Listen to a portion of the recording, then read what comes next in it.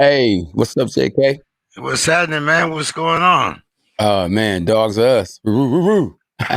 All right. Well, hey, we're off to a great start. No echoes today. Everything's going fine. I'm good. Oh man, California weather out here is, oh man, sunshine on both sides of the street. What yeah. can I say? Oh man, that's wonderful. It's great. And guess what? We right there, right there with you. You hear me? in America, in Detroit, Michigan. Yes, only in America, as Don King would say. It's been Yeah. wonderful. Sun has been shining. Yes, yes, indeed. Well, before we get the show started, we all know this is a very somber day, so let's have 10 seconds of silence for the 1 year anniversary of the killing of George Floyd, uh, just out of respect. So let's have 10 seconds of silence and then we'll get on with our show. Okay.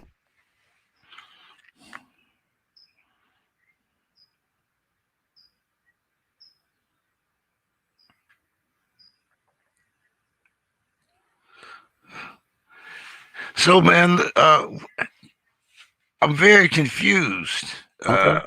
about this Tyson Fury thing. Mm. And why? You thought he was gonna fight Anthony Joshua? I told you he was fighting Bomb Squad. But wait a minute, hold it down. You've also always told me that this is a business. It's a business. Yes, yes. Okay. And the business hasn't been handled. But wait a minute now, hold it now. Okay. And I want you to make sure you got your rewind button on here. Okay. All right. 10 million step aside money. Mm. Wow. Wow. Now, it was me. I would have took it and shook it. It was me. Hey, Unfortunately, you take the step aside money and yes. you fight the winner. Yeah, yeah. You get a tune-up, make some more money, and then fight the winner. But in the meantime, 10 million. Man. Yeah. Because I think it's gonna be hard to be able to beat a guy that just beat you. I mean, and stopped you. You know what I mean? Even though, he said that it was premature and people think it was premature, I feel like he could have kept going. It's still a stoppage in your record. And when you've knocked everybody out and you not only, don't you win, you get stopped, that can do something to your confidence. So if it was me, I would have took the step aside money and fought the winner. And I would have prayed, really, to be honest with you, I'd have prayed that Anthony Joshua win because I think he had knocked Anthony Joshua out. So I would have, hey, listen. But it is what it is, Hey, I think Yeah, he might be, yeah. he might be a little embarrassed probably that he lost to Tyson Fury. And he want to get that get back. That's what I think. I can be embarrassed for $10 million. Man, yeah. But hold on now. Let me fast forward. A fight with him and Deontay, or him and Tyson Fury is going to be probably worth $50 million. So you take the 10 or you take the 50. Now you he's take he, the 10, you he's might not never see the 50. Who he's knows he, what'll happen tomorrow? he's on the B side, Yeah, absolutely. so he's not making $50 million. Oh, but I think it's a guarantee. It's called Uh, guarantee. So he had a guarantee. That's why it was guaranteed that they will fight. No matter who won that second fight, they will fight a third fight. That's why Tyson Fury thought he can go overseas and make that quick money, that fast money. But my Deontay Wilder said, what? "Get over here." Yeah, well, like, I mean, like you said, it may be a matter of pride and whatnot, but Yeah, that bank account does make a difference. I'm yeah, it just, do. I'm just It do. saying, you Yeah, know. man. So Like I say, I would have just took the 10 and would have been going and win. I would have took the 10, been going and win. But hey, he got a mind of his own. What I'm saying? Free will, do what you want to do. But like I say, I could have took a step aside money and when I got hurt, in training camp with what's my man name?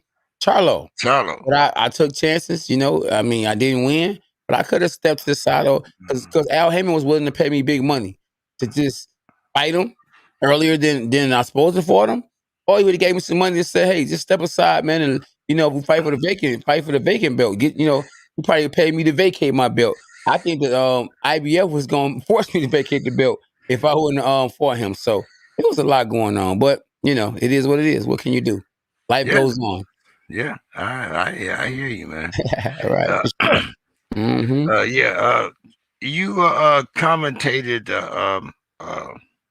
or maybe you didn't. Did you the Linares fight?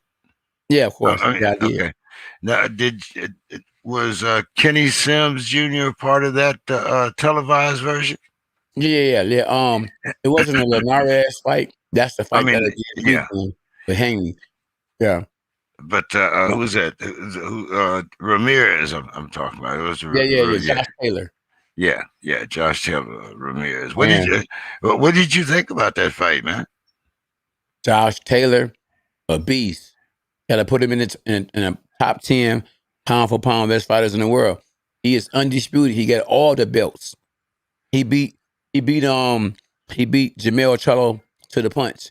Jamel Charlo was up next to do the same thing, but Josh Taylor did it first in spectacular fashion because he did it against a guy that's undefeated, and he did it in another guy's country. He left from wherever he's at, came all the Scotland. way over here. Scotland. He's from Scotland. Yeah. He left from Scotland overseas, came to America like Eddie Murphy, and took the title, and was gone in the wind. Yeah, he was going to win. I think a lot of American people maybe slept on Yeah. Josh. Yeah. Okay. You know, Oh, because I didn't, but I because thought that. a lot of people didn't do their homework. It wasn't as Oh much yeah. of it wasn't as much of a surprise Yeah. as a lot of people say. Uh, Yeah. Hey, let me what's ask. up? You What's know up, that guy Bones? right there? What's up, young man? How's it going? I'm good, brother. Good. Just Yeah. listen. Hey, K9 and I think alike, bro. I take my 10, I'll be happy, and then we'll worry about who we're gonna fight. Yeah, see, I take my 10. I take my Exactly. 10. Talk Hey, to him. the next fight might be worth 60 to fight Joshua, and an easier fight. Exactly. And an easier fight. And yeah, easier fight. Talk to him. yeah. Talk to him, Hey, Bones. Listen, I From one guarantee you. camp to another. Yeah, I guarantee this. And Wilder touches AJ, he's done. Done. Dun, dun. That's right. Dun. You right. Rewind that. yeah. Dun. You done. True. For real. You Yeah, right. that's true. Now, Bones, I got to say thank you because originally you were supposed to be on a flight today or something. No, I was supposed to be checking into the bubble and stuff right at this time tomorrow. So I was supposed to check in time from six to 8, but then we pulled it off a day, so until tomorrow, so I can be on the show.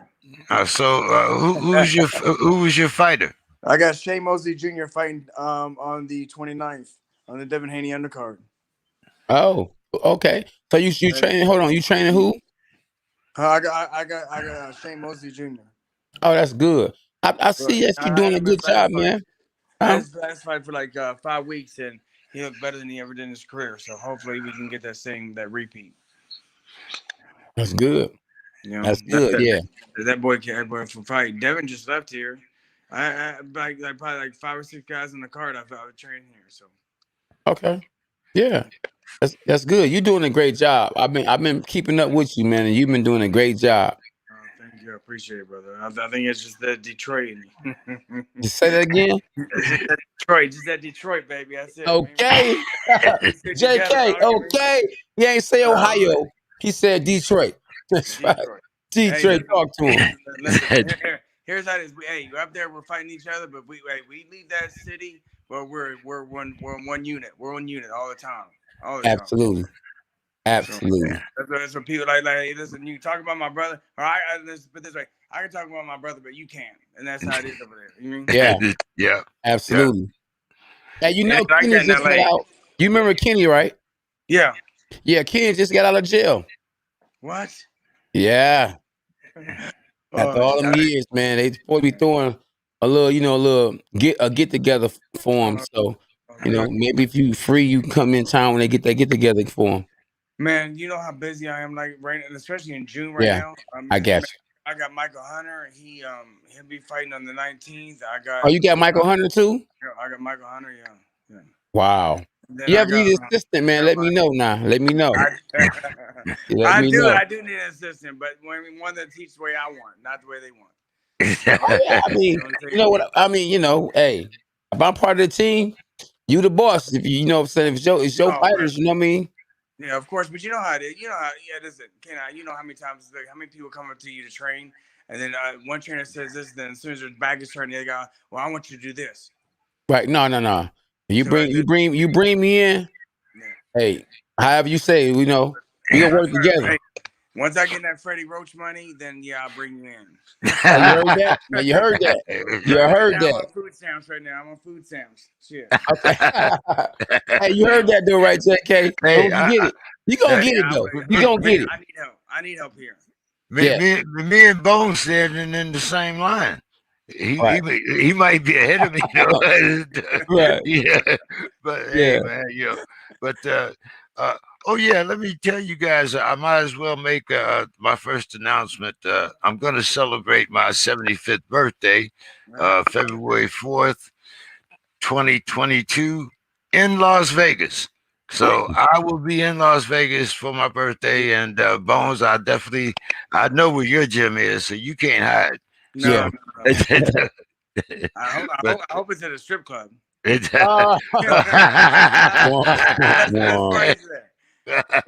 You married though, Bones? More Bones, you married? I'm not married, my young man. I'm not married. I think we got that settled a couple of shows ago. Somebody remember. Other Bones. Yeah. I got a lot of guys. I got a young heavyweight named Jeremiah Milton. He's fighting on the 12th. I got Keith Hunter. I got man, Deontay Brown. I got so many guys fighting. You say you got Deontay Brown. I mean Deontay Brown. Wilder. No, Deontay Brown. Okay. I wish I had Wilder, but in a way, not, because I feel like he's stuck in his way that okay. He's going to learn. You know what I'm saying? You know how it is. Yeah. What could you do? No matter what you say, they're going to change. What can you have done, or what can you do to change Wilder into defeating Tyson Fury? The first thing I would do is shorten up the stance so he has a bit more mobility instead of just stuck there so much, and work on his feet. Main thing is his feet and where he's positioned himself at. Exactly. You know, I was telling somebody that. I think he beats everybody. I don't care who it is, but his feet's like just the too wide, the too stuck, just like, and Fury is just too agile. He's all over the place. I got a couple of guys sparring with him, and man, just my hats off to that dude, man. He's phenomenal. Yes. He changes like that. Like, let me tell you, cut guys a couple of rounds to adjust. He adjusts 3-4 times in one round. It just amazes me. Like, my hats off to him. Okay, you see, I gotta ask you guys a question, because this is all kind of related to Emmanuel. Okay, so you see, Emmanuel has trained both of them at some time, especially when they were younger. And like I said, before he passed, he said at one time that they would be number 1 and number 2 in the heavyweight division. So why is it that you think that Tyson has been able to progress in a manner, like you say, how agile he is, his footwork? And then you look at Deontay Wilder, and even though he's had a really good trainer, Mark Breland, we all, would say that Mark's a good trainer, but Tyson has Sugar Hill has taken Tyson, I think, to another level. And when you look at the styles between Klitschko, who Sugar also trained, and then you look at what he did with Tyson Fury since his loss to Deontay Wilder, why do you think Tyson Fury has been able to progress so much further than Deontay Wilder? Are you going to answer that first? Well, I was going to say, to me, what I see is this: is that He's very relaxed and enjoying life, and that is able to slow things down in the boxing ring and everything to where he can do what he wants to, and he wants to be the best. He wants to he don't like losing. You know what I'm saying? You mean so. That's what I think because Wilder's just too uptight and too stuck and too just like in his own ways. You know what I'm saying? Just the attitude himself, just how he's like he knows if he touches you, you're out. But that's a big if. You know what I'm saying? If he touches you. So and Tyson Fury just relaxed, enjoy. He is enjoying life. He dances, just enjoys that. You know? And I think that's the difference between the two. Yeah. Yeah. One thing about them heavyweights, if you can move, you can fight a little bit. All it takes is just a little movement. If you can get relaxed like Fury is, I think Fury is doing so good too because you got to remember he has actually trained with Sugar Hill, Emmanuel Stewart with them before. So when they got back together, it was like, hey, we back to the same thing we did before. It's just so, and with Wilder, he had a trainer in Mark Breland, who's the actual former world champ, but I don't think he was the head trainer. So he probably only had so much he could say. So, Oh and yeah, then because like Bones said, Wilder uh, won't listen. yes, I finna say, like Bones said too, though. Another thing too, though, Bones, is that power. When you got that one power punching power, you ain't listen to nobody. Like, man, okay, I hear you, but if I hit him one time, it's over. Yeah, yeah. Like, but you need to work on the jab. But if I hit him one time, it's over. But I don't need to work on nothing. I'm about to watch this. Bomb squad. So true, so true, so true. Yeah, Yes. Man, I yeah, would love to.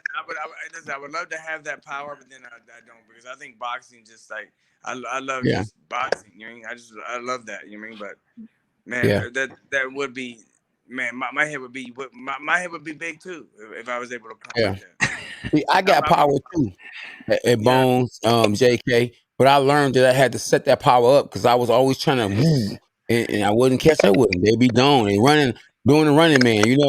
Bop, bop, bop, set them up with that jab. Bop, I be patient, and then I catch them. Bam, I make them run into something. So you gotta know how to you got set it up. you got to relax, take your time. It's gonna happen. It's gonna happen.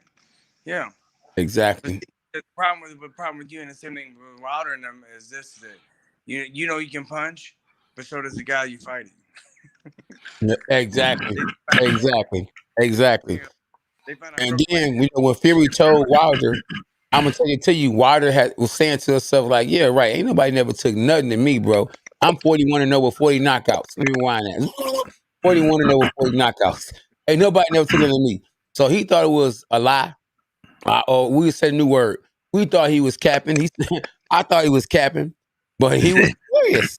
He told the truth. So when he really did it, I don't think that Bomb Squad had an answer for it because it was like, yeah, man, come on, man, he ain't gonna take it to me. I take it to other Yep. people. So I never think had a though plan B. the weight that Tyson Fury carried in the first fight, I think, has also helped him out tremendously, and he's lost that weight now. He needs to gain Yeah, some back because they'll be able to absorb those punches a little bit better. yeah, yeah, yeah. I think you know what. Speaking of losing weight, I think Andy Reid Jr. losing weight kind of hurt him because you see he got dropped. Yeah. I didn't see the fight because I really wasn't interested too much in it. Okay. I don't like I don't like the fact that they have two Mexican heavyweights and they haven't Yeah. fighting each other. Come on, man. Yeah, yeah. You mean But it was a it good fight. Listen, I was wasn't good, surprised. but yeah, I heard about it, but Yeah. See, I was with you on that, Bones. I mean, no sense for that to me. To me, there's no sense in that, man. Yeah, I mean, in pay-per-view, that's one thing. It was on pay-per-view. well, but then again, I think if it hadn't been for the pandemic, I don't Yeah, think that might not have happened either. Yeah, They yeah, yeah, needed something to bring true. some revenue. So Yeah. yeah, I absolutely. think that was more on the business side, rather than really the matchup side. It was just Well, if they needed some for pay per view, they can have K9 and Danny Jacobs or something. see there Ooh, ooh. it Hey, all they gotta do is just make it make sense. Make it make is. sense. I'm on it. That's it. That's it. That's all you gotta do. Yeah, All you gotta do.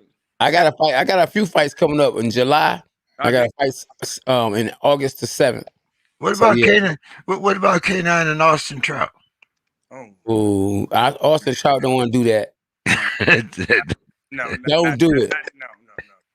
Yeah, No, I take that fight in a heartbeat. Austin Trout, ooh, and I'm a southpaw killer too. Ooh, don't do that's it. what I was gonna say. Him being a southpaw makes it easy for you. Exactly, easy. That southpaw work. Legs ain't the same either. Don't do it. No doubt, Trout. Don't do it. If you watching, don't do it. That's true. That egg, Hey, look. that egg. I got that yolk in that egg, boy. Boy, How much you weigh right now? I weigh I probably weigh about 172, 73. That's good. That's real good. Yeah, no cap or maybe cap. Yeah, but I ain't 180 for sure. I'm Yeah. actually lighter than I normally would be. You know, when I was fighting regularly in my championship days, I'm actually lighter than I was then. You know why? Because do you work out right now? No. Yeah, I'm constantly training people. See, I train people too, but I've lost weight too. I like weigh 150, but I went from Oh man, I'm I, calling Bones out. Bones, glove up. He was the first one to get a belt. I'm mad. I'm upset. old man, no white Huh? guy, no white guy. Everybody wants to. Oh no, you my man. You my brother from another mother, for real. I know. Yeah. Listen, How I'm old still are you, waiting to Bones? see. You know, I'm waiting on. I'm still waiting on my white privilege card to kick in. Shit. Okay. They wouldn't even let me change my name. Come on, man. Wow. Change it to That's- what? This is messed up, bro. It really is. Change it to what though? Bones, Well, I was trying to change it. My name is Clarence Richard Adams Jr. and I hate Clarence Richard and Jr. I hate them all but Adams. So I was trying to change it to Bones Adams, and the judge is like, I never denied anyone before, but you know what? I think you got a great name. Okay. Denied. Boom. I'm like, oh man. Wow. Let me ask you one more question before you. I never heard of that though. You know, when you petition to get another name, they usually, you know. I haven't either, so that's what I'm saying. Where's my white privilege then? Well, Bones, you know, maybe you got to look a little more white, man. I mean, I did that thing that tells you what it is. There was something ancestries in me or something like that, 23 and me and stuff. I probably have like 12 different things in me, like North African, Egyptian, everything, Scottish, like, everything. So Yeah, I see. You put on one. Alexander DA said, "What's up, Bones?" What's up? Who's I can't see. Who is that? Devin Alexander. Oh, Devin, what's up? Oh, what's up, brother? Hey, I'm at the house right now, Devin. He's going to my training camp over here in Vegas, and Okay. I'm remodeling and everything right now. So Yeah, that's why the background looks like that. I was going to ask you about that, Bones. I know you told us a couple weeks ago that you was remodeling the house and whatnot, man. So, are you expanding? Are you expanding out at the? No. What is that? Just bathroom went bad, so I started with the bathroom. I was, oh man, I gotta do this. It keeps adding on. so yeah, I'm tearing everything apart right now. So everything's out. You doing a lot of the work yourself, or you got contractors in? My good friend Thomas Steele, he's doing most of it, and I'm doing a little bit off and on because I'm training fighters all day. So once I come in from training them, I kind of help out. So. Okay, all right. Shoot. You guys got Blair Cobbs on? Yeah. Blair's coming on. You were originally turned me on to Blair back in, he first started. Yeah, we got Blair on. I think he's got a fight coming up soon. Yep. And then we got Kenneth Sims from. He was on the undercard of the Josh Taylor fight. Right. So yeah, I was the Josh Taylor, but I didn't get to see those other fights.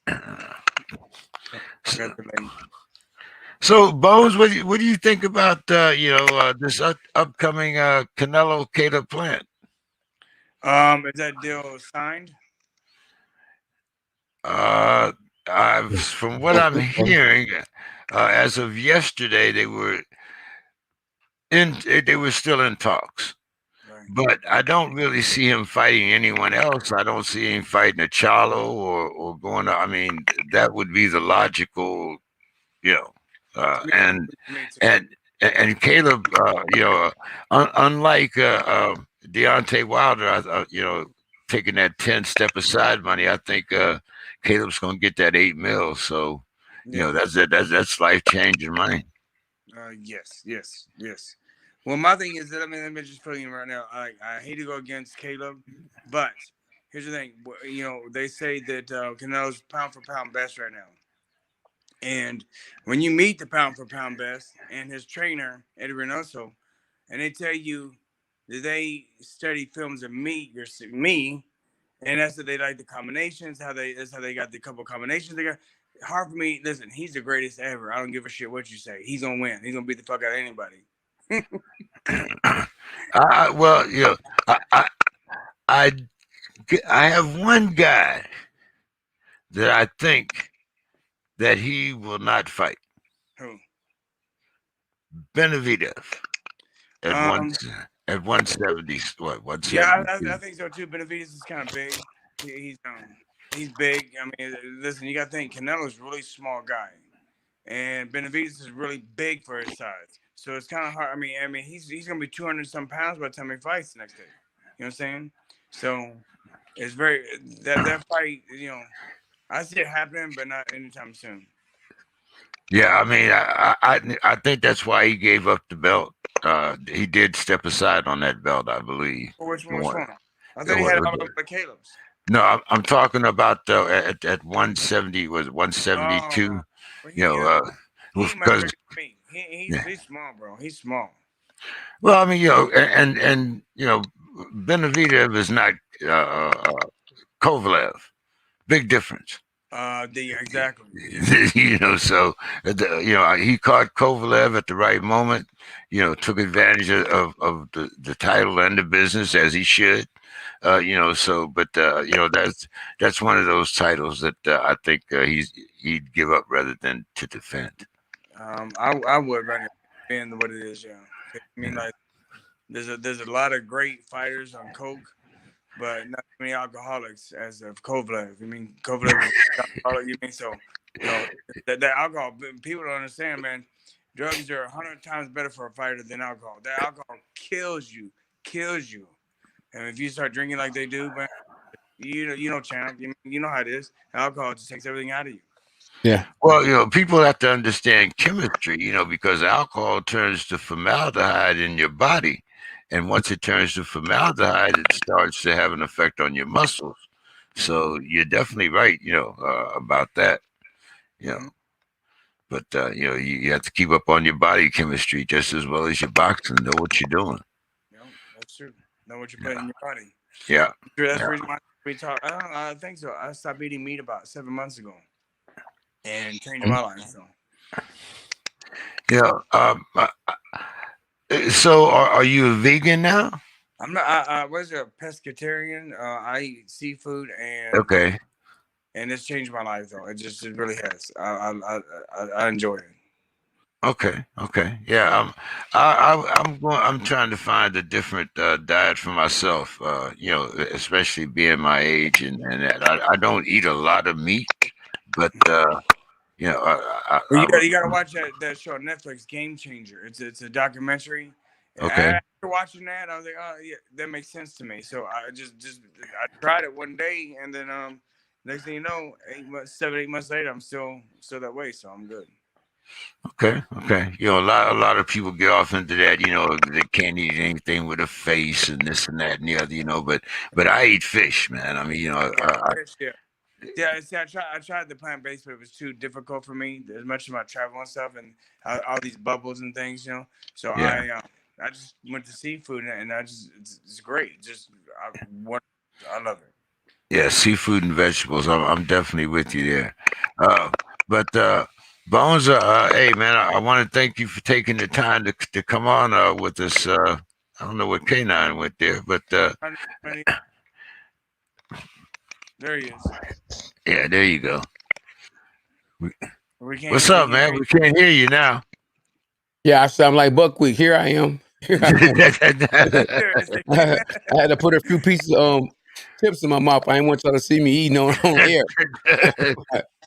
Yeah, I'm listening. I'm here. You want to get some final words with Bones and his social media and all that, man?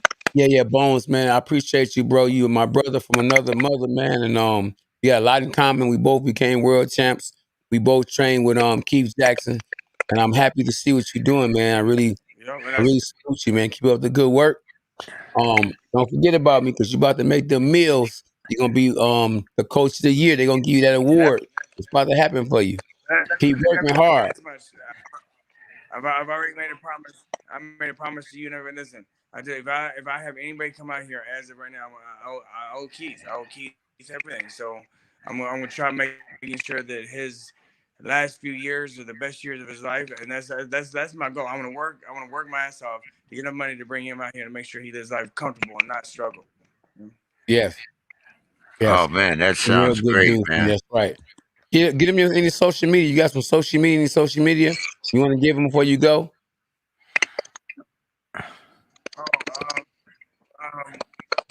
My social media is Instagram would be bones.adams.boxing. And Mm-hmm. only thing I post is boxing stuff. That's it. I don't really, that's it. Boxing is it. My whole life. Good. No strippers. Good. No strippers. All right, guys. Hey, thank you guys for having me. All right. All right. Yep. Thanks, Bones. Appreciate you, bro. One love. All right, my man. Deuces, man. Gym later. All right. Right. Cheers.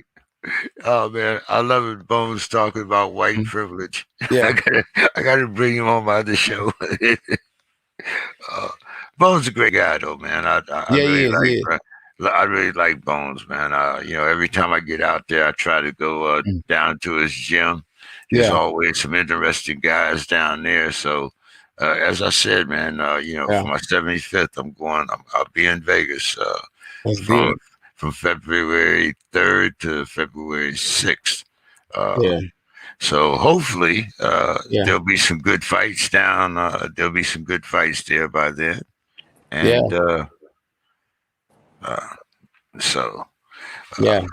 you know this guy right here? Brian. What's up, Brian? Brian Cobbs, you all right? How you doing? Flair, the most exciting man in boxing. How you guys doing?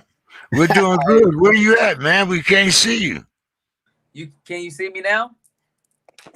Let me see. Yeah. There you go. Now we can see you. Yeah, we can see you now, man. Yeah. Perfect. All right. What's up, my man? I'm living the dream. I'm living good. I'm in Malibu, just doing really well in my training. I'm training with Freddie Roach in Hollywood, and I'm doing very well for myself. Oh man, we just had Bones on man just before you. Yeah. I love Bones. Bones is a very, very close friend of mine. He's almost like a father to me, and I wish nothing but the best. I see that he's doing very well, and I'm so proud of him, and I'm very happy for him. Yeah. So tell us about you're training at Wild Card now. Wild Card.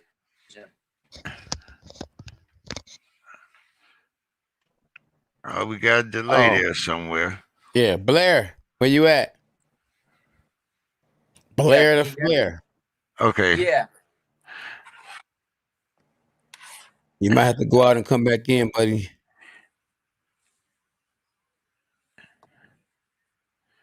Can you guys hear me right now? Yeah, we can hear you right now, but you're froze on the screen.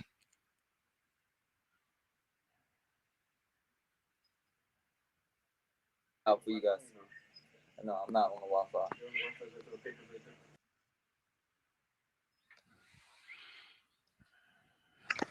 All right.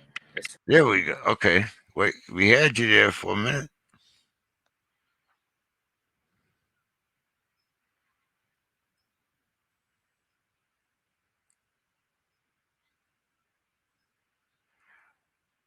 I think Blair's fighting on the 21st, I believe, of June. Now I can't hear you either. So I see he's 14-0 with 9 knockouts.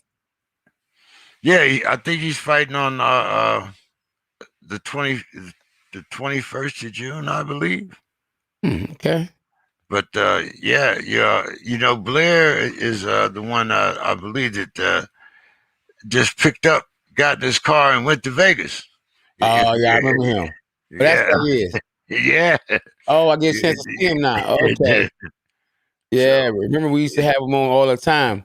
Yeah, yeah. yeah, yeah. Okay, I see.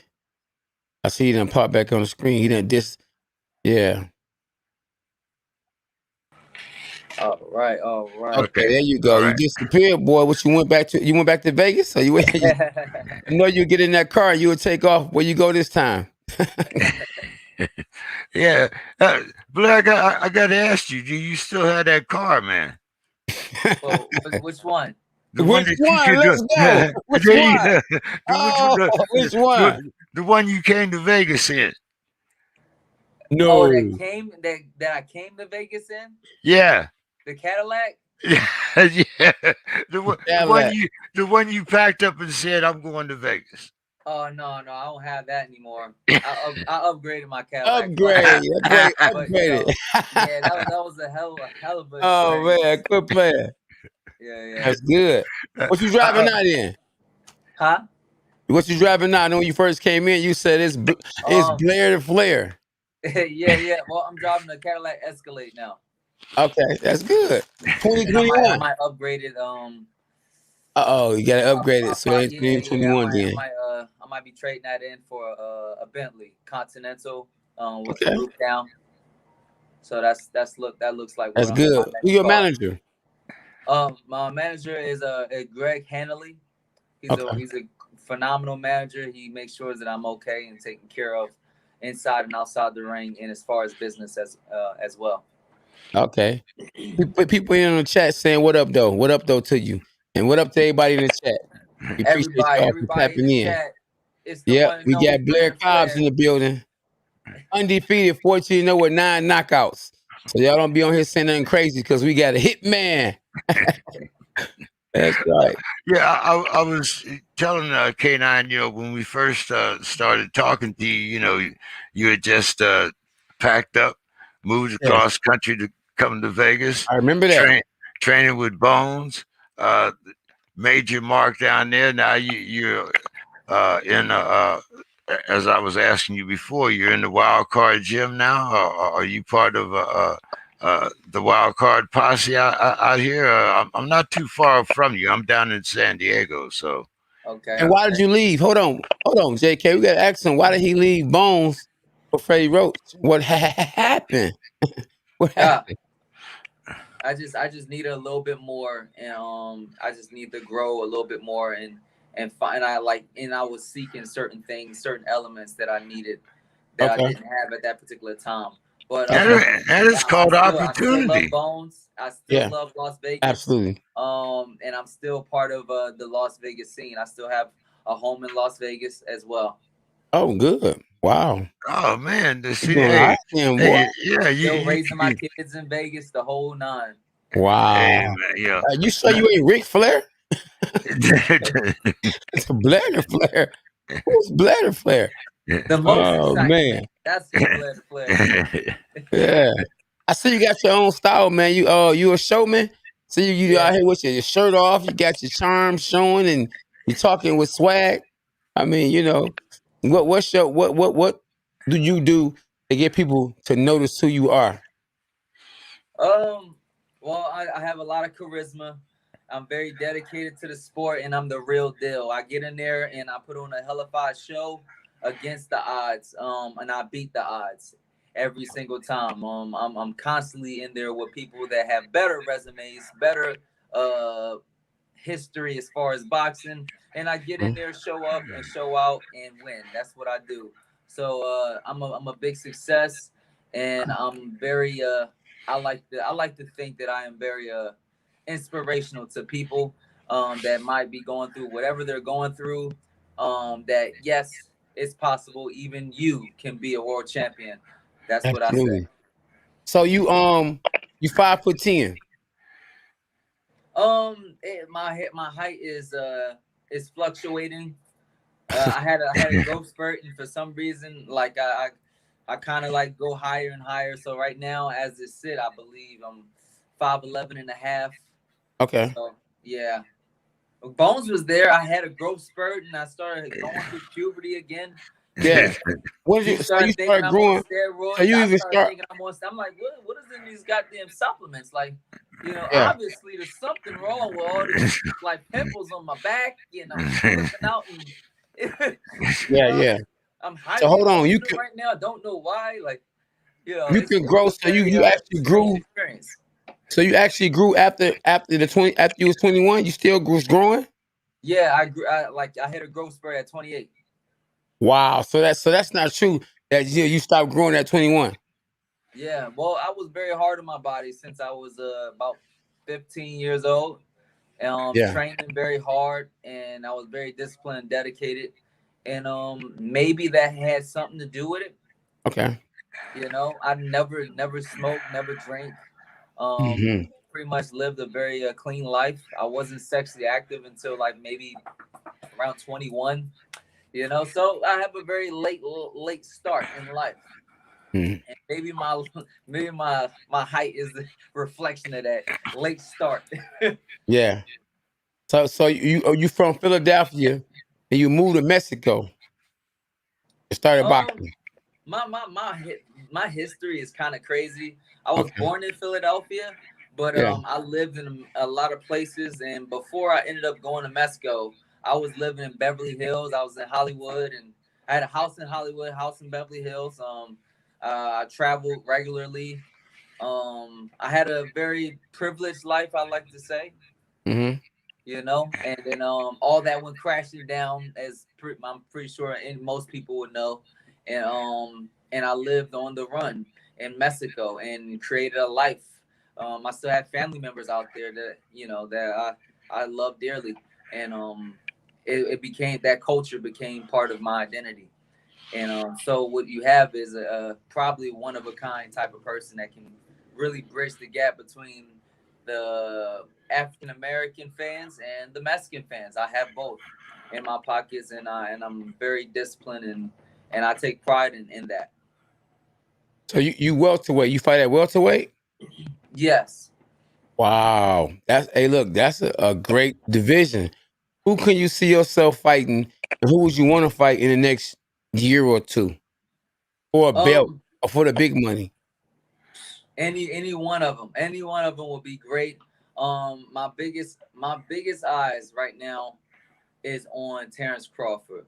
Mm, Why? Because and like, look, it won't be that much money fighting Terrence Crawford. I just want to beat him. mm, mm. I just want to beat him. Yeah, I've been dedicated to the game, and yeah, I'm actually more ready than yeah, ever. As far as technically and all that stuff, yeah, I'm developing and growing each day to take on such a challenge as a Terrence Crawford. I believe Terrence Crawford is the guy to yeah. beat. I don't think anybody else is any better. Oh, But I would love to go in there with pretty much any one of those guys that's yeah, out there right now. They're great. It's a wonderful time in boxing in the welterweight yeah, division. There's a lot of competition. The only thing that they're missing is Blair Flair. They don't have the money guy. I'm the yeah. money guy. And once I win these fights and take over, then we can solidify boxing once more. Who do you think is going to win that fight between Manny Pacquiao and Errol Spence? I think that's a very, very tough fight for both fighters, depending on what's happening. How okay is Earl Spence? And because he's gonna get hit, he's gonna get tested somewhere along the line. He's gonna get tested. He doesn't Mhm. have a head movement, so he has to take punches or try Yeah, to block and catch, which eventually that won't work. Eventually, he will get hit one yeah, once or twice. yeah, No matter how old Pacquiao is, yeah, you can try to move your feet, yeah, but you're gonna need all types of defense to be able to outwit such a veteran fighter. We've yeah, seen what happened when you step back, yes, again, right. and Keith Thurman got hit and got put down, Hmm. and Yeah, You're absolutely right. That's very much, that can very much be the case when it comes to Errol Spence getting in there. Now the odds would say that Errol Spence have the odds stacked in his favor, and that could be so.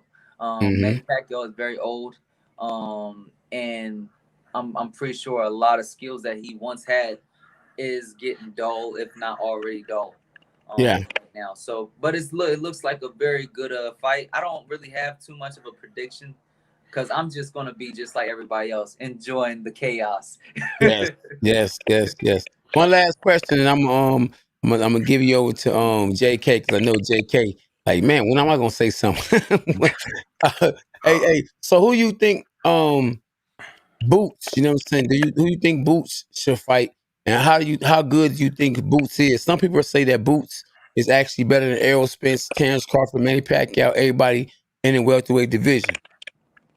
Not quite. We still have Blair Flair. Okay. But I love Boots. I've known him since he was an amateur. You know, he's been on a lot of my undercards in the amateur tournaments and stuff like that growing up.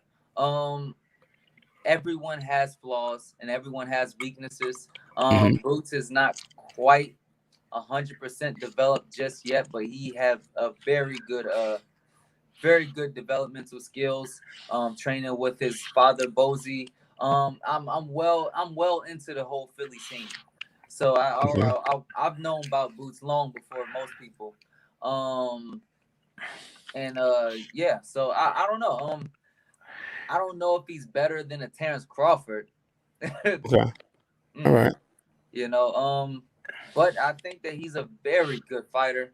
Yeah. And, I wish nothing but the best for him. He's in there. He's in there. He's in the mix right now. He had a big fight and he pulled it off. It was great. And they say he has a big IQ. His IQ is real big. Huh? I said they say he had a great IQ. They say like his IQ. Yes. His IQ is very good. He shoots that body jab. He's able to do really nice pivots and feints. He knows how to put the pressure on. I saw a lot of he's able to do like the switching. There's a lot of stuff that pretty much all the stuff that I learned when I was in Philadelphia.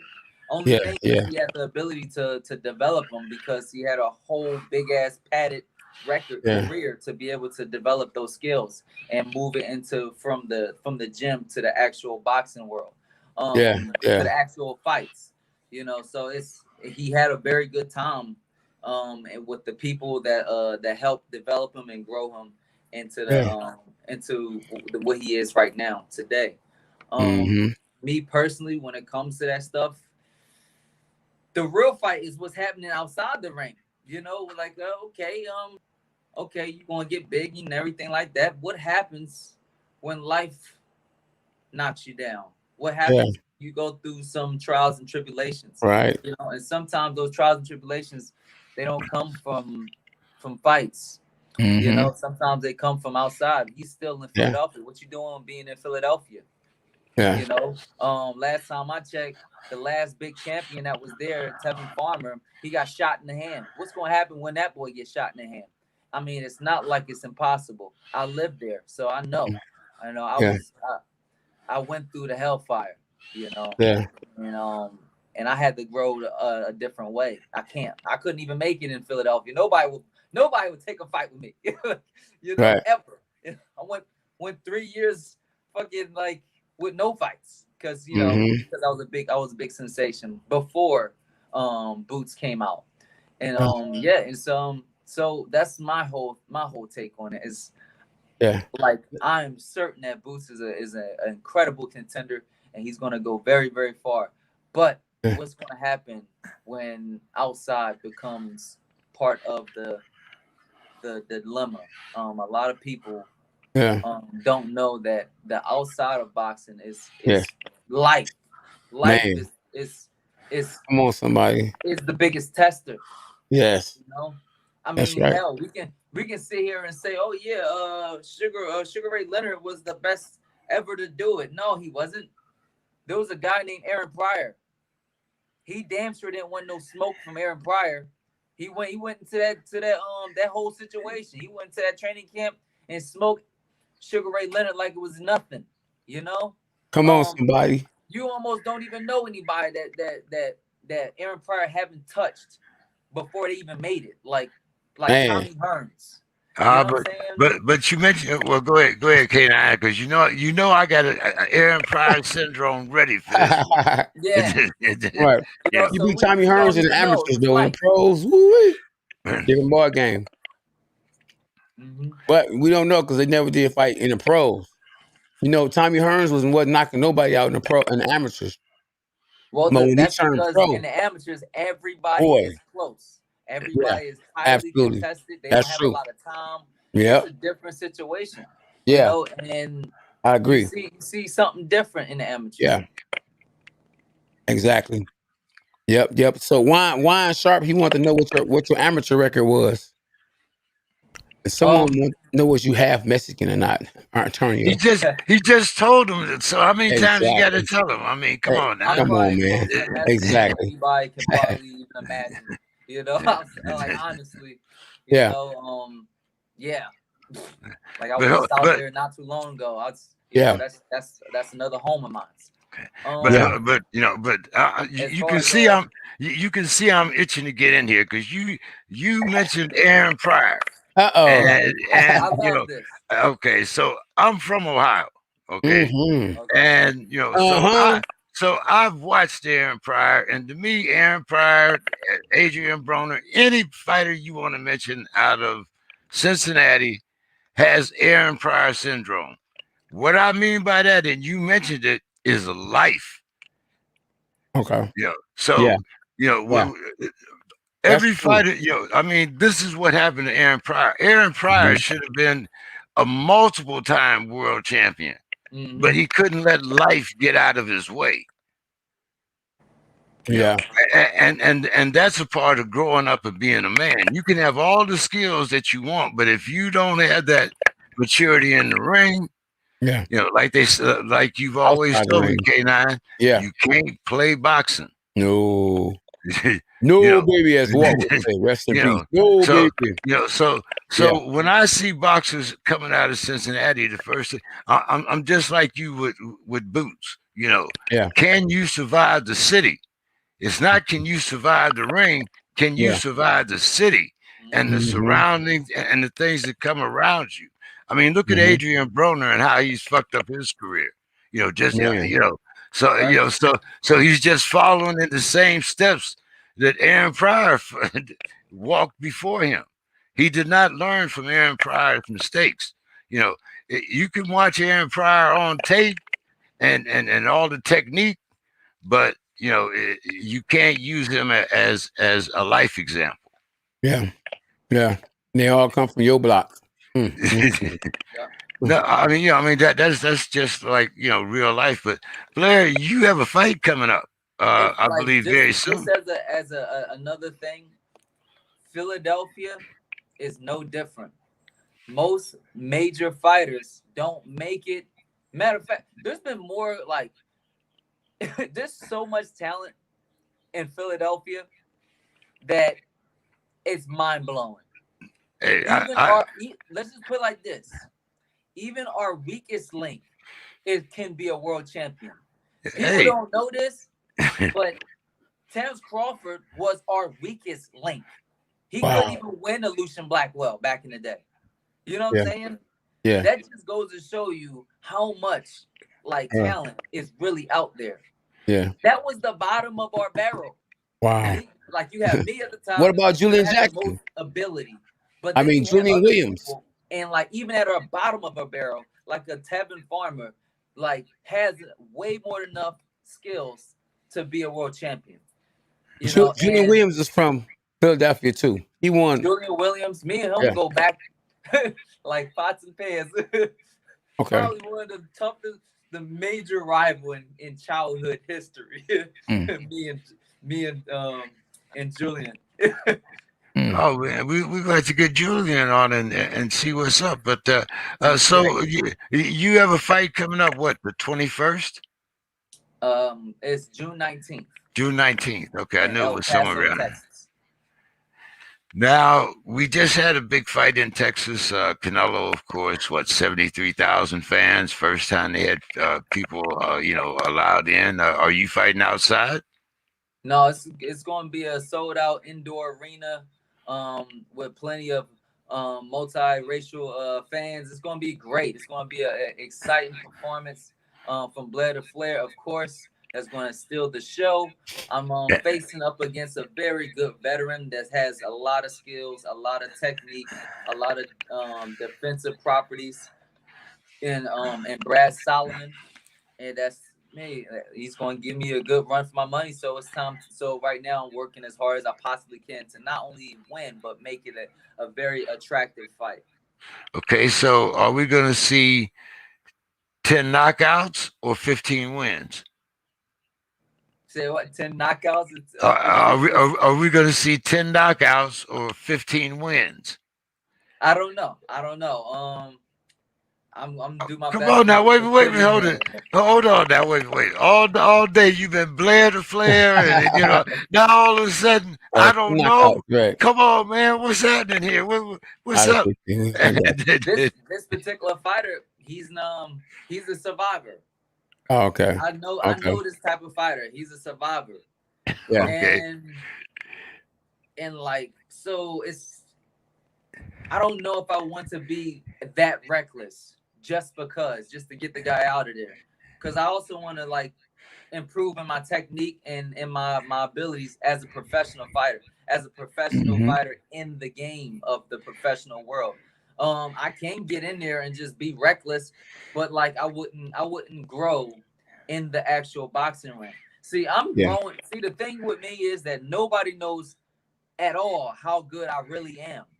And the reason why is because I don't have a 20-0 padded record. Right. Like even with the fights that I do have, it wasn't straight out of the amateurs. There was big ass gaps here, big ass gap there, big ass gap here. It's choppy. And so like, and now you see me now. You get what I'm saying? Like I'm taking one hard fight after the next to actually get developed. So like this is a very different standard when it comes to how a person can develop in the ring.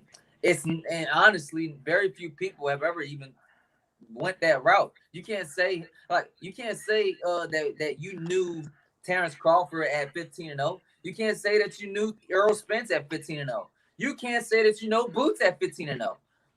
It's just one of those situations. And I don't know. That you do know at 15-0, they have a very good padded record. They have the perfect layout game plan, and they came straight out of the amateurs. Hey, Blair to Flair, I don't know. Errol Spence at 15-0, when he sparred Mayweather, word got around the streets that he was the next guy. That's a sparring. But they said he was. He said, but what he did to Mayweather, they said he was that guy, just because it was Mayweather. I'm just saying he had a nice little name. What's up after that? On the actual boxing scene, yeah, he was relatively unknown, and really you're unknown until you face competition. And I'm not saying like be like me and fight somebody that's got you 16-1 underdog, but once you get there to an actual competition. Blair, hold on, Blair. Not trying to cut you off. Jake Paul 3-0, and the whole world know him. That's a whole different game. That's a whole different game. Hey, the man right here. Boxing, man. What do you guys think about that? What do you guys think about the whole YouTuber thing? Well, K9 trained one, so he should be. Hey, the guy I trained was a real fighter, though. I never trained a YouTuber. I trained a real fighter. Being asked him, he was a real fighter. He just had a hip replacement. He had retired. He had a following, so Jake Paul called him off the couch. So it is what it is. You say he had a chin replacement. No. I said hip. Oh, my hip bone's connected to my knee bone. My knee bone's connected to my. I I never saw Logan hit him in the hip, though. I'm sorry. It just, I don't think you saw Logan hit him, period. It was Jake. but It was Jake Paul. so Oh man. Blair, what do you know when you see the current climate of what's going on? What do you think boxing is going to be like after this pandemic, and we're starting to put people back in seats? I mean, they're telling us here in California that as of June 15th, we'll be wide open. Are you looking forward to seeing the fans really there? Absolutely. I'm looking forward to seeing the fans in Los Angeles. I'm looking to seeing the fans in Las Vegas. I'm looking to see the fans even in Philadelphia and all of these other places that's been on lockdown due to political reasons and everything that's happened with with COVID. Hopefully we can get back to regular life or something close to it. And as far as boxing is concerned, it's gonna be a challenge. I don't know. I don't know what to make of boxing right now.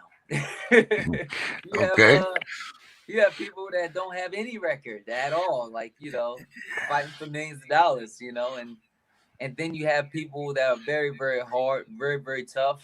That's dedicated their lives to the sport of boxing, and then like they're not really getting paid that much or anything like that. And then you have one person that just so happens to be like this overly rambunctious guy that has a lot of hope, like in a lot of favor, but he still have to go the other route, the hard route, like me. That's So I don't know where boxing is going, because I'm gonna tell you the truth.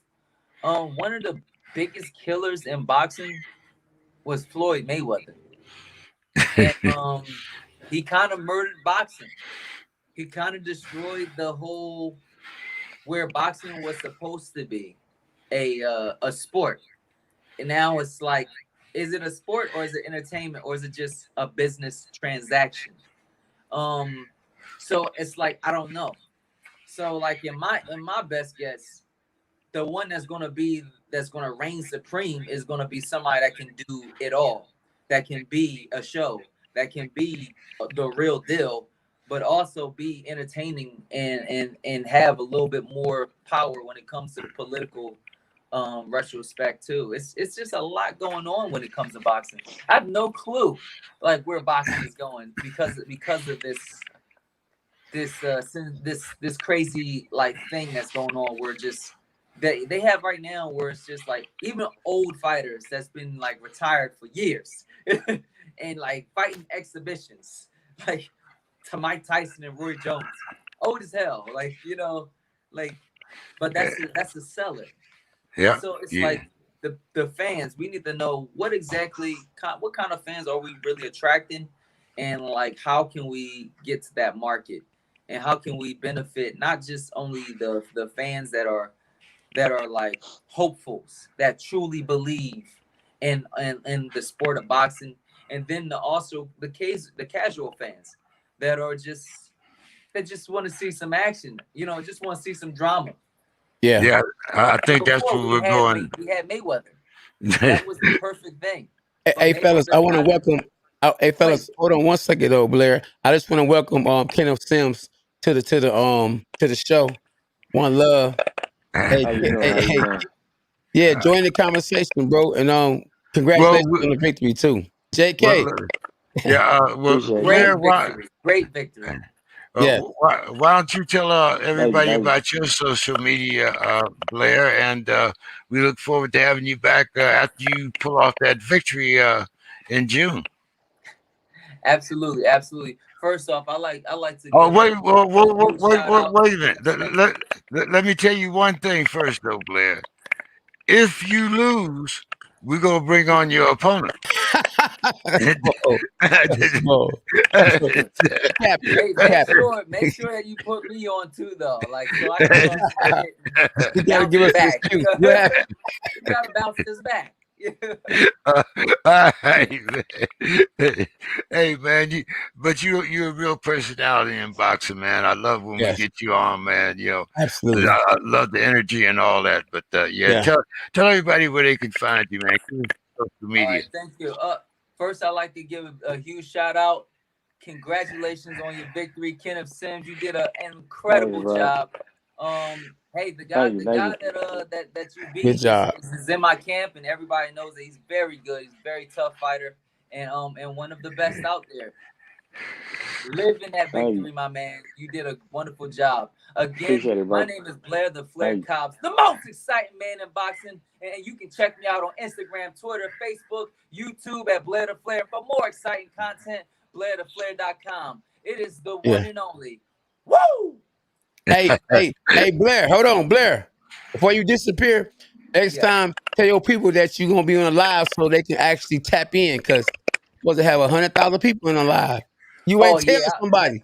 I've been running around just focusing on training and stuff, and it's kind of like a short notice. It's all good. It's all good. But next time I'll make sure that I have plenty of people stay tuned on the site. Right.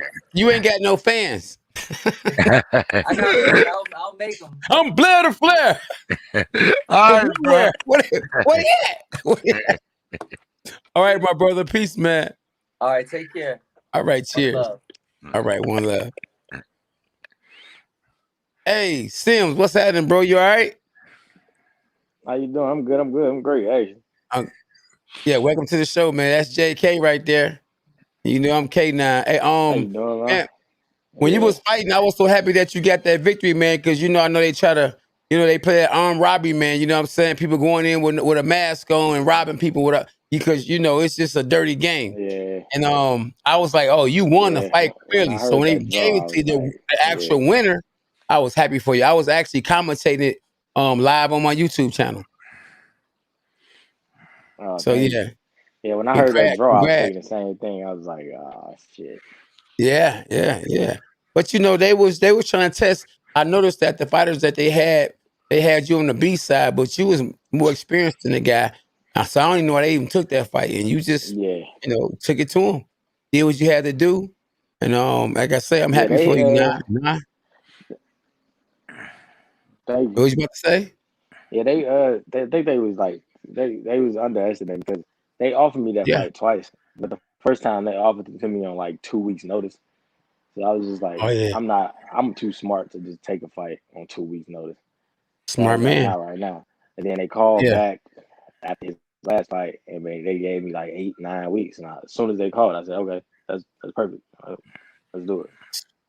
That's good, man. Average guys, they get desperate.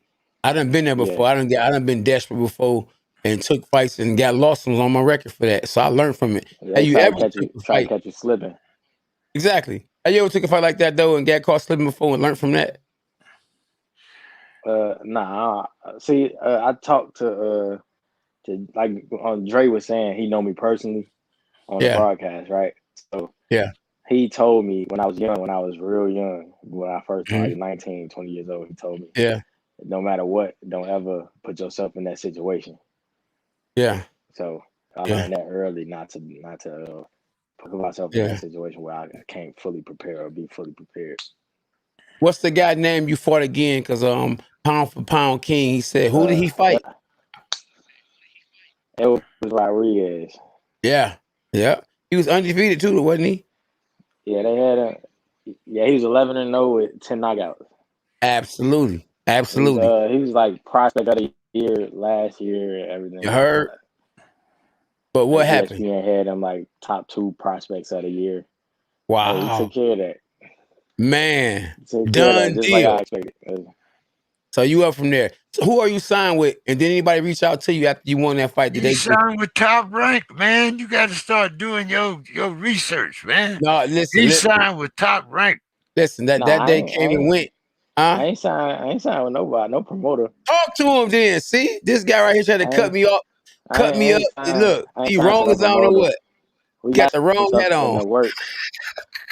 We got some stuff in the works. We had some stuff in the works with Top Rank. So Man, he trying to mess your money up. He told us we just gotta sit down. We gotta sit down and see what everything is, but he was signed with Top but Rank. I ain't signed to nobody. Like I'm signed with RBE management. I'm signed with a manager but so far as promotion, I ain't signed to nobody right now. Now but right now Top Rank handles you came out in a Top Rank press release. So when you beat Elvis Rodriguez, did Bob and the boys reach back out to you? Well, we took care of all that. We discussed all that before the fight. Like that was part of. Okay. Everything. So we just gotta lock everything down. We ain't signed nothing or nothing. So yeah. He hot right now. After that fight that was on TV, he hot right now. And the man is smart. It's like he ain't take that fight on a short notice.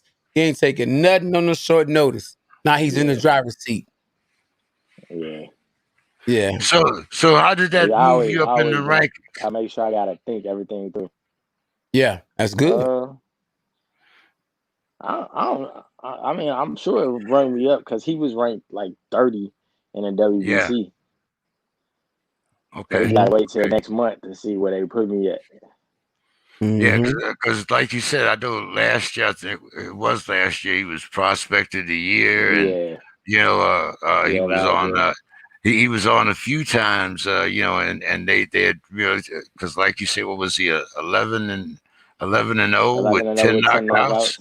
Yeah. So so how did you manage to avoid the power? And not only that, there was a couple of times when you even absorbed, I think, some of his best punches and, kind of shook it off. So was he that heavy hitter that everybody thought? He had some power. It wasn't like something I never seen before in my life though. Like I sparred with a lot of bigger guys. I boxed a lot of bigger guys. So he had some power, but it wasn't like oh my god. Like if he touched me and I'd be like, oh my god. Like it wasn't nothing like that. But he did have some power. But as far as avoiding it, I really didn't go in there trying to avoid the power. I went out there to like you see, I part of my game plan was to not give ground because I feel like if I'd have been trying to move and give ground and avoid, and then he'd have got some confidence, started trying to get aggressive, and that made it more difficult for me. So I just went out there from the first round like I'm right here and I ain't going nowhere. I'm not moving. Like I'm gonna take my small steps like I'm supposed to, but I ain't about to give you space to get steam and come forward. Now, how much do you think he had hydrated after the weigh-in? Because he looked a little bigger than he did when you first had the weigh-in. Yeah, I'm sure he hydrated too. So. Yeah, but I'm saying, do you think that sometimes when players, when boxers hydrate, it takes some of the speed away and different aspects, but it looked like you not only had the right game plan, but you looked like you were in great shape. You like you said, from the first round, you were right there. So I mean, was that part of your game plan, or after you got in and kind of tested the power, it gave you the confidence? Nah, that was part of the game plan the whole time we was in camp. From the first day of camp, Coach K was telling me, make sure we stand our ground and get some respect right off the bat. Like, don't let him come in there thinking it's gonna be a cakewalk. Right. JK, he took it to the guy. He was like, he was there. Yeah, that's what I said. From round one, he was right there in his face, and he never moved. So I want to know what made you be so confident that you could just hang in there with him when you only have 5 knockouts. It wasn't your experience, because I see that you fought guys 11-0, which was a southpaw. It was a draw named Montana Love. You fought a guy 14-1. You beat a guy 15-1. So you were ready for a guy that was 11-0 with 10 knockouts. I don't think he was ready for you, and we saw what happened. Yeah, part of me being so confident was just like, I believe like in myself, and I believe in the work that I put in coming into the fight. Like, this is the best training camp I ever had. Like I said that in the press conference and stuff. I know a lot of people say that, but I really meant it. Like this is the best training camp I had, like nutrition wise, training wise, sparring wise, everything. The guys I was in camp, I was in camp with multiple world champions. We was all like working together. Like, multiple world champions, people top 10. It was me, Jared Hurd, Josh Griggs, Floyd Stevenson. Yeah. Nah, me and Jared weren't sparring. We together. We lived together for like the last year, basically. Okay. So it was us, Robert Brandt, Bud Crawford. Like we all was working together. So I knew I was in shape. Like I'm doing everything they doing, and they fighting 12 rounds. This was an 8-round fight, so I'm like, there's no way like I'm gonna get tired. None of that. So I knew you was gonna win, though. Yeah, I already knew it. I saw what was going on. Yeah. Now, Kenneth, this is going to be a kind of difficult question because I'm going to deal with your loss here. Because when you came out, everybody thought that you was going to be the man, and then you ran into that first unfortunate loss, and then I think you had another loss, like losses back to back, wasn't it? Well, not back to back, but yeah, I got two. So how much did that motivate you? Because at least I believe you were better than both of those boxers that you lost to. Yeah, for sure. It just motivated me just because I knew that I feel like those losses didn't have nothing to do with like boxing ability. So like you said, I know I'm better than both of them. Like I don't think those had nothing to do with boxing ability. I feel like both of them had to do with just like knowledge of the pro game. Cause kind of like I wasn't rehydrating correctly after the fights. Like I was cutting weight the wrong way. So that's why like I started off fast and then I kind of I wasn't in shape. It was like I was putting my body through a lot to make weight and I wasn't doing it right. So this fight I had a nutritionist. I had make sure I take all the right vitamins, eat the right food. But then after the weigh-in, they were still working with me, making sure I eat the right food, everything. So, in fact, I told them, like, after this fight, I said, if I can't work with them, if somebody called me for a fight, I ain't fighting because I felt like 100 times better just off of nutrition. Okay, all right. We because a lot of people, especially now, like, hey, he got a nutritionist, he got he got a strength coach, he got this, he got that, and a lot of people think that this is like, extra, expense on the fighter. But if it works for you, then, you have to take it, Yeah, the bag gonna come as long as you keep winning. And then as long as they work with you, they work with you, it's even better. They can sponsor you. Made a big difference. And it being on TV, you probably didn't have to really look out for them like that. They just probably didn't want to be a part of what you was doing. You the fighter, you the boss. Yeah. Absolutely. There was no doubt they made like a big difference. And being in camp with you, like you say, Bud Crawford, around all of them. Oh my goodness, champions. So you looking at this guy across from the ring from you, and you like fresh meat, like we said. Easy work. Yeah, me and Shakur in the beginning of the camp, me and Shakur was just like my other sponsor. It was just me and him going like 10, 11, 12 rounds straight. Wow. So when I get in there with somebody else, like I'm like, all right, they ain't gonna make me think. Like Shakur make me think. Like, it's like levels. There's levels to it. Yeah, there's levels to it, boy. You in there sparring with somebody better than your opponent. The opponent ain't got a chance.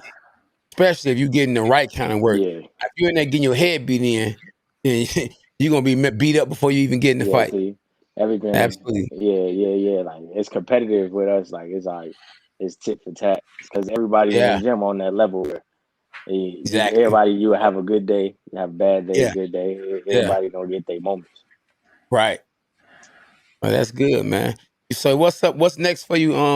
Do you have anything planned, or you just still just taking offers, or you just sit back on vacation right now? I ain't gonna. I'm taking a week off from training right now, but I got text messages today. We're gonna sit down and have like a conference call Friday, try to figure Okay. out what's next and everything. So they just told me next this week, and we're gonna figure it out this weekend and stuff. Now let me ask you this. I know now you were in camp with Gervonta Davis. I don't know if y'all sparred or none of that. Nah, I ain't never been in camp with Tank. Okay, I'm getting Shakur Stevenson and him mixed up. So if you had 140, would you be eyeing the winner between Tank and Marius Barrios at 140? Oh, I'm eyeing anybody that's ahead of me. Yeah. Right. But well, Shakur Stevenson, he's at 140. Would you fight Shakur Stevenson knowing that y'all buddy? Huh? Shakur 130. Oh, he 130? I thought he was bigger than I thought he was at 135. You sure he ain't 135? Nah, I'm sure. I'm with him every day. Shakur 130. Okay. Well, dang, I thought he was bigger than that. I thought he was 135, and then I thought Tank was 130. Then Tank he big moved up for to 140. 130, but he at 130. Okay, well, yeah, well, how long you gonna be there? He might not be both that long. was at 130. Tank. Oh, you was at 132? Yeah, he big for 130. Okay. Yeah, both of them was at 130. Wow. Yeah. Juan Sharp said that they do drug testing in the fights that you lost. And the ones I lost. Nah. Okay. Well, could it be some stuff in the game? If you didn't get stopped, then it don't really matter. Nah, that's a whole other story. Yeah. Logan said, "Talk that SH." Yeah. And Brandon said you was in there sharp. Oh yeah, they're my brothers. Matter of fact, I just looked to see the name. Yeah, they're my homeboy. I had told them like. Who Brandon is? Yeah, Brandon and Logan. Okay. He said, "Hey, champ in the building." I thought he was talking about me. Hey, champ in the building. Right. Two of us. Boy, hey, Logan. Hey, well, at least you did tell somebody because my man who was on here talking about some, I'm Ric Flair, and he didn't have nobody on here. He a character. Yeah, absolutely. Hey, you could tell. Hey, JK, tell him JK. He fight my man Brad, right? Who? Yeah. He fighting Brad Solomon, right? Yeah. Who you think can win that fight?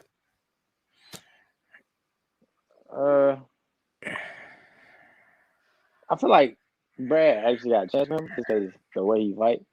The last couple losses Brad got was like people like pressuring him. I don't think Blair Cobb gonna pressure him. He like awkward, and he like both of them awkward. So it's gonna be like I think it's gonna be an ugly fight. Ugly.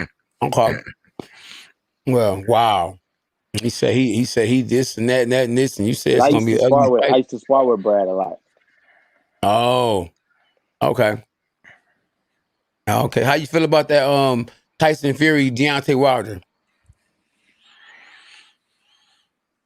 And Manny Pacquiao, Errol Spence.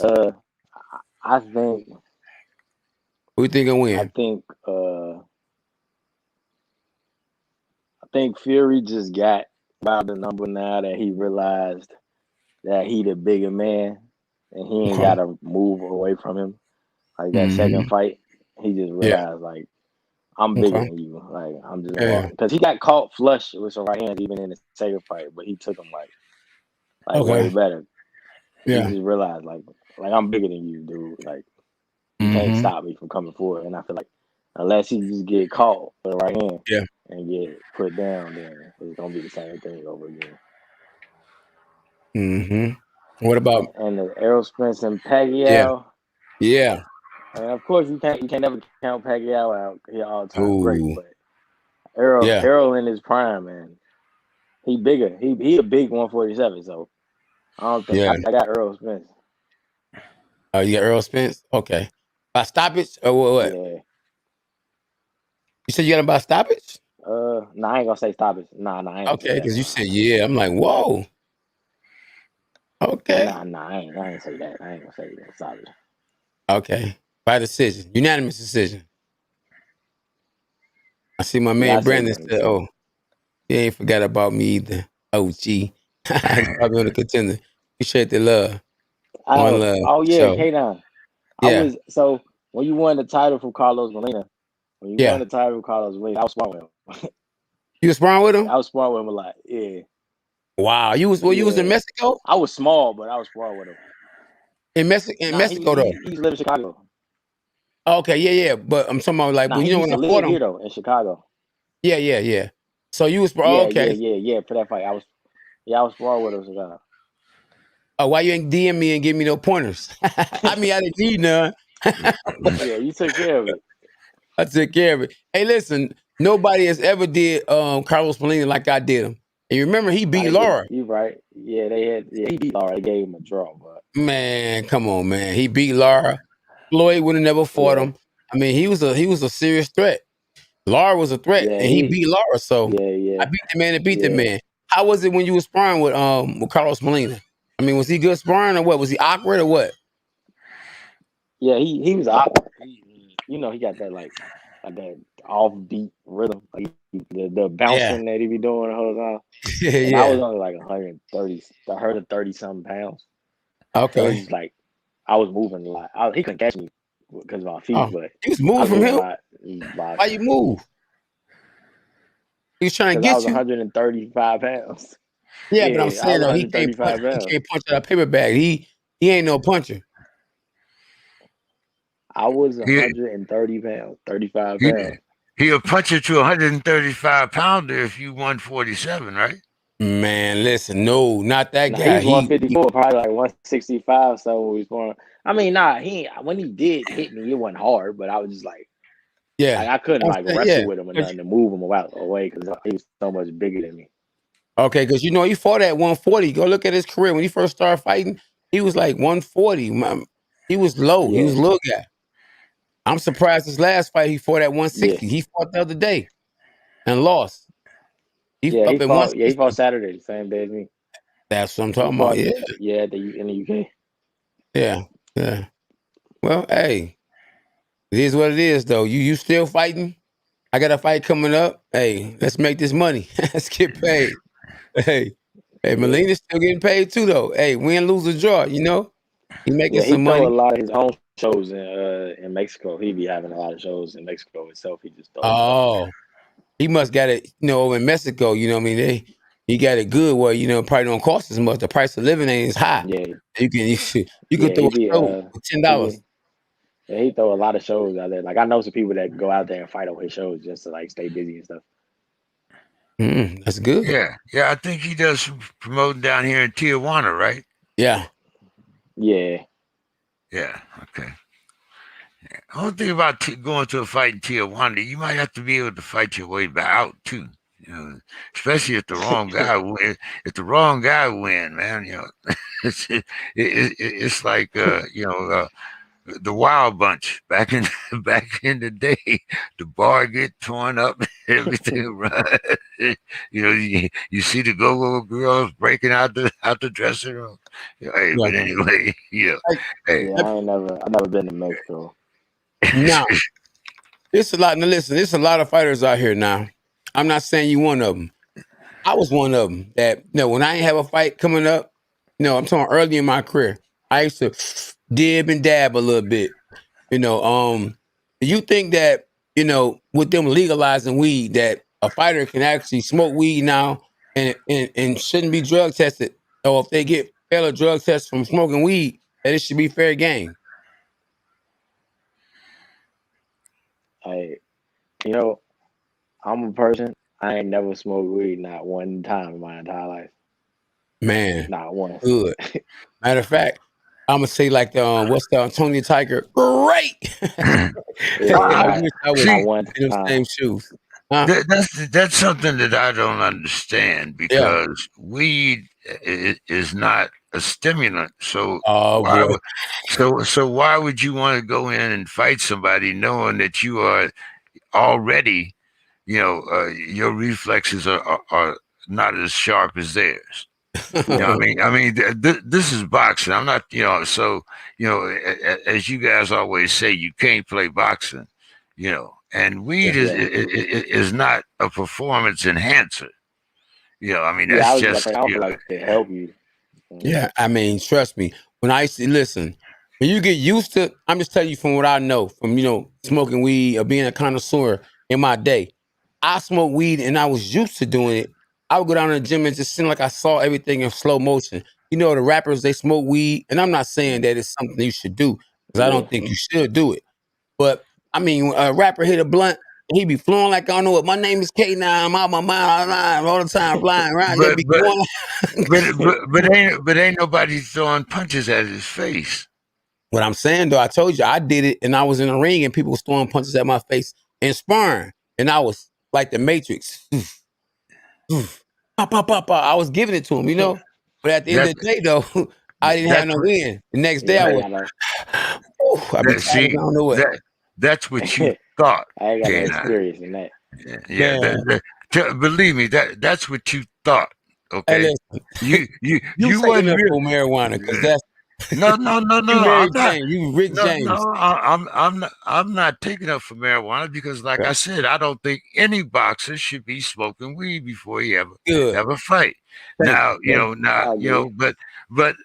the other hand, I don't think any fighters should be snorting cocaine and dressing up in a woman's negligee either. Oh,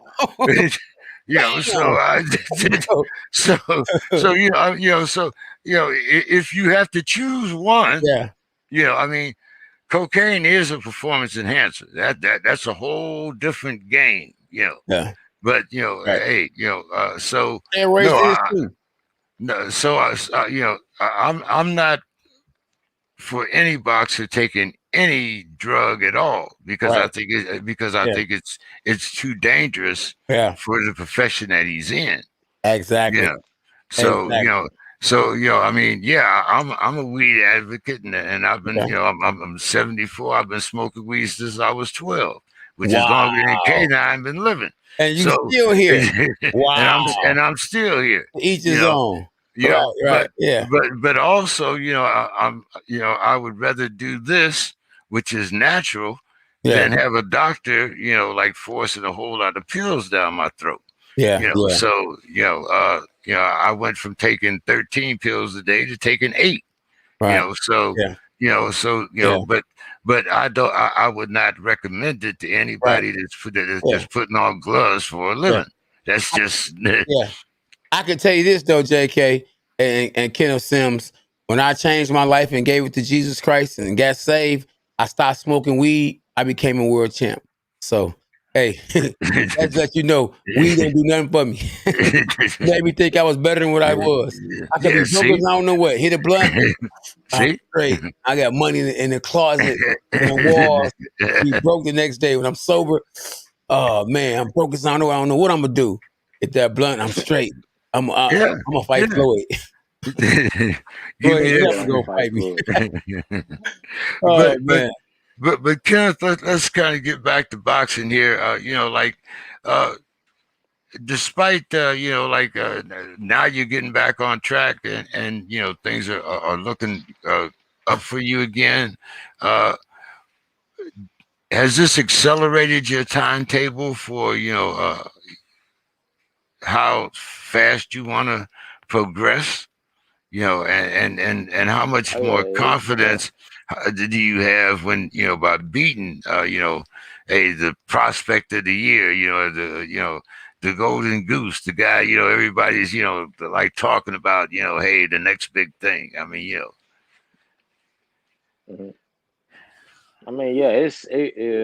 it accelerated everything, just because I ain't been fighting for real. I've been training, but I ain't been fighting. You got to fight to get to them fights that you want. So just this one accelerated everything, because they was looking at him as like the next superstar. He's gonna be even on the broadcast before I watched it.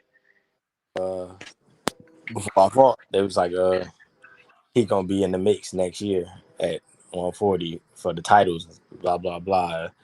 So I mean, I feel like I just took that spot from him. So I think accelerate everything. Yeah. All you gotta do is sign with the right person, bro. You gonna be good, you know. Yeah. But give it to Jesus, and I guarantee you're gonna be good for sure. Yep. Yeah. But let's get this straight though, too, though, because I don't want people to think, oh man, K9, he admit he smoked weed, man. Going never ever failed a drug test, and whenever I had a fight coming up, I never did toke, never toke.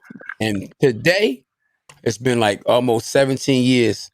I ain't had a blunt, none of that, you know. Hashtag Jesus for life. Yes, indeed. Congratulations, my brother. Yeah. Hey, this man jealous. No, hey, when they legalized weed, JK he was in line like, man. K9, I moved to California because that was my extra incentive. Oh, okay. Needed for the cataracts. You know, you listen, he'll make up all kind of stuff. I can't see. No. I need a prescription. No, well, I mean, I've had a couple heart attacks. I got, one of my eyes operated on. So, I mean, like I said, for me, which I was already doing it, I was smoking anyway, but, it became more of, it wasn't as much recreational as it was medical, and like I said, I would rather put something natural in my body that I know and used to, than some of these things. But, but then on the other hand, one thing I did stand in line for, I was one of the first to stand in line to get my COVID vaccination. Hey, I'm a senior citizen. I got other things, going on. So, that was my choice. So, I know, that there's a lot of controversy as far as, whether or not you should be vaccinated. But I think, once again, I go back to boxing and I think that, you should try as much as possible to keep the sport of boxing safe. Yeah, whether or not that means you have to take a COVID test before the fight, whether or not that means you have to be vaccinated, whatever it takes. But I think that the main thing that boxing should be worried about is the safety of the boxer. Yeah, absolutely. But they listen, man. Rest in peace to Tommy Morrison. They allowed Tommy Morrison, who tested positive for HIV, to fight again. I mean, man, boxing ain't dirtiest sport in the world. I don't know what it is. Magic Johnson. I mean, so I mean, it's all about the money. Yeah, well, I mean, but like I said, I'm all about the safety. It doesn't, I mean, whatever you fighters, because I'm not getting in the ring. Yeah. Whatever is best for y'all and whatever y'all decide. Yeah. Then I think that's what, boxers commissions should go by. Yeah, absolutely.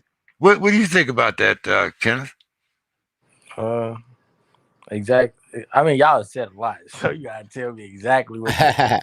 Well, I was talking about the safety factor, and the COVID testing and whatnot. I'm sure. What protocols did you have to go through before your fight? It was just last week. Yeah, we had to take a COVID test 2 days before we flew out to Vegas. Then we had to take a COVID test as soon as we got there. And then we had to take a COVID test right after that night before the fight. So we had to take 3 COVID tests just to make it. I mean, I appreciate it. I feel like that's how it needs to be right now. Yeah, so. Absolutely. But I don't feel like you should have to take the COVID shot. That's not what. I don't think you have to take the vaccine. Yeah, that's what I'm saying. They're trying to force people to take the vaccine now.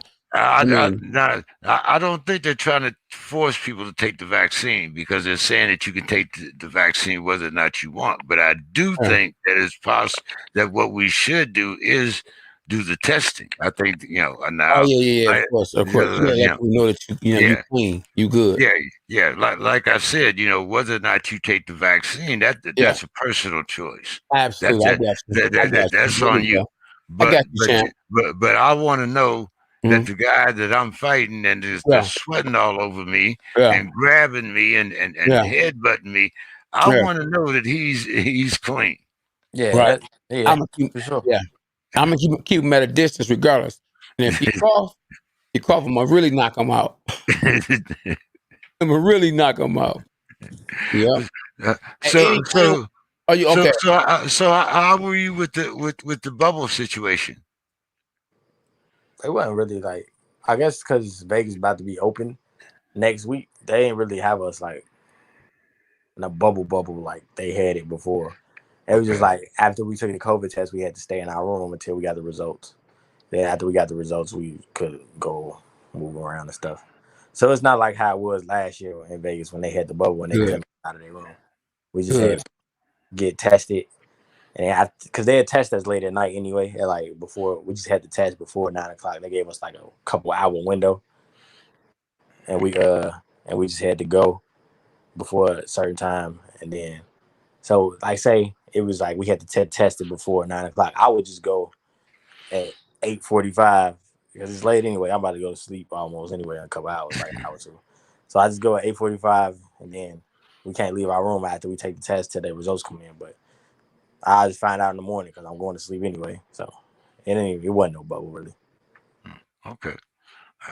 All right. K9, you want to get his social media and all that before? Yes. Everybody that's tapping in want to get his social media, and I want to get his social media too. We following each other on Twitter. Yeah, on Twitter, yeah. Okay, yeah. Hit me up on Instagram. I'll follow you back on there too, though, because I don't know where you at on Instagram. Okay. But yeah, get all the fans and everybody your social media and your last words, your final words. All right, my Instagram, Twitter, Facebook, everything is just Kenneth Sims Jr. Is I guess I know that's a common name, but I don't know how that name was available when I made my social media on everything. It's just Kenneth Sims Jr. And you just keep a lookout for me. Tap in. I'm making my way towards that world title. I'm trying to get there. Exactly, for sure. Quick, you're gonna get it, man. We're gonna pray for you. We want you to get it in Jesus' name. Get back, man. All right, then, bro. One love, man. We're gonna have you back on the show soon. All right, just hit me. Just hit me up, and I got you. All right. One love. Cheers. Thank you. Oh yeah. JK, what's up, JK? Oh man, hey man. We had talked about everything from marijuana to the COVID vaccine. So let's go to K9's corner. What we gonna talk about there? Man, K9's corner. Hey, at K9's corner, man. I just want to talk about business. It's business it's business. It's nothing personal. It's all business. Boxing. People are hating on the Paul. A lot of people, especially the fighters, are really mad that this guy, who's not even a real fighter, who's a YouTuber, is making all this money. Well, guess what? Get out here and get followers like he got, and you'll be able to make all this money. You want it to come to you easy, but it's not gonna come to you easy. You got to work for it. Because if it comes to you easy, it's a catch to it. So get out here and work hard. Do what Jake Paul did. Get you some social media followers, and do whatever. If you gotta be silly, be silly. Don't do it the wrong way. And then you don't have to worry about this YouTuber, man, and boxing a joke, and you blazing your own sport because you mad that this guy who has a following actually making it better for you because, he bringing more fans to the sport of boxing. A lot of people are coming to boxing now because of Jake Paul, because of Logan Paul, because of KSI. You got a lot of more fans coming now who don't even like boxing, and they bringing a younger generation to the sport of boxing. A lot of these new fighters or these fighters that's fighting now are not bringing the young generations to the sport of boxing. All they care about is if they watch them and how much money they gonna get. But Jake Paul and Logan Paul is actually bringing young fans and more fans to the sport of boxing. Guess what? Jake Paul, Logan Paul brought Floyd Mayweather the highest paid boxer in history, back to boxing. That's right. He brought him back to boxing. It wasn't none of you young guys, and I'm not blazing you young fighters, but you got to get out here and make your name big. Hashtag big.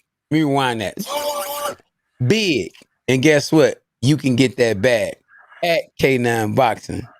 And JK, you can follow me at K9 Boxing on Facebook, Twitter, and Instagram. That's right. And the big three is on every Sunday at 6 p.m. Eastern Time. And the Dog Pound is always here on Tuesday with JK and K9 at 9 p.m. Eastern Time. And this weekend, we definitely covering another fight. That's right. Ramirez and Devin Haney. That's right.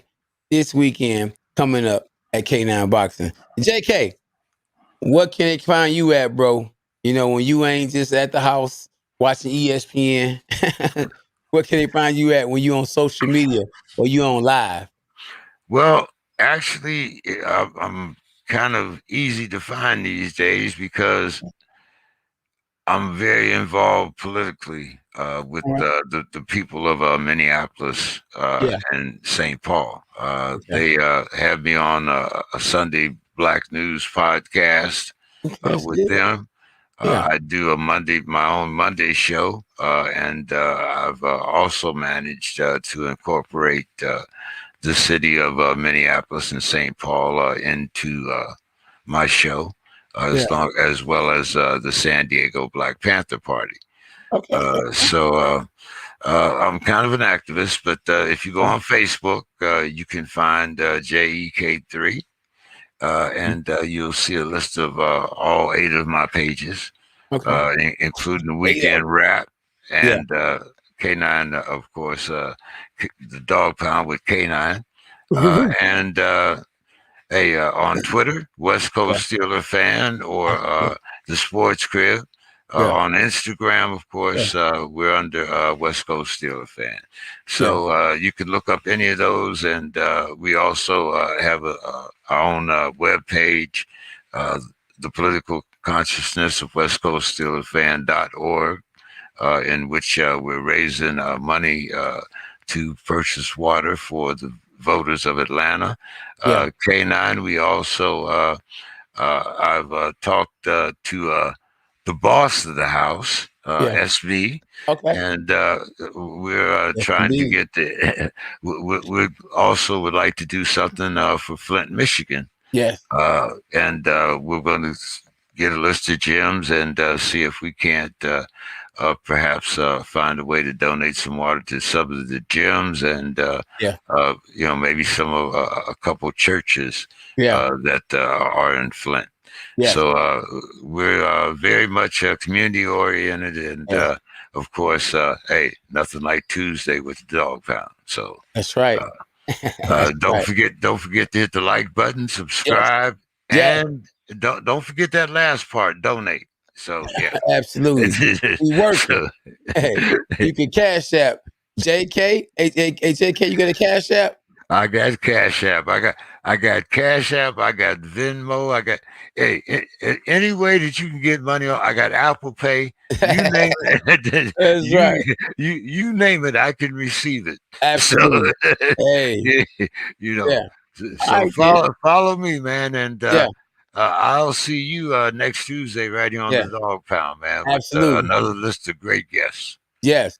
Oh, by the way, next week already booked is Mr. Omar Figueroa Sr. As you know, is the trainer of Brandon Figueroa.